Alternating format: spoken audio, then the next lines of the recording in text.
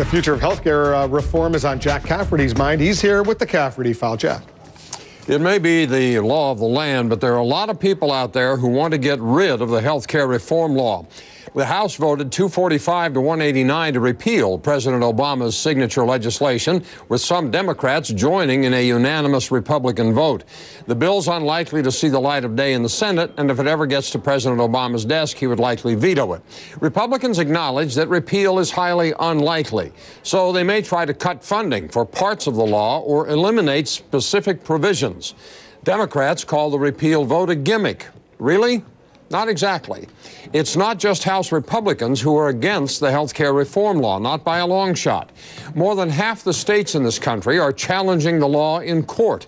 Another 6 states have now joined a Florida lawsuit, bringing the total in that case to 26 states. Plus, Virginia has filed a separate lawsuit, and Oklahoma says it plans to do the same. The states insist the law is unconstitutional because it forces people to buy health insurance. They might have a point. A Thomson Reuters poll shows that an overwhelming 65% of doctors say that health care reform will mean worse patient care in this country over the next 5 years. Only 18% of doctors in the poll think that the new law will make patient health care better. Those are pretty stunning numbers, better than 3 to 1. We're talking about doctors here.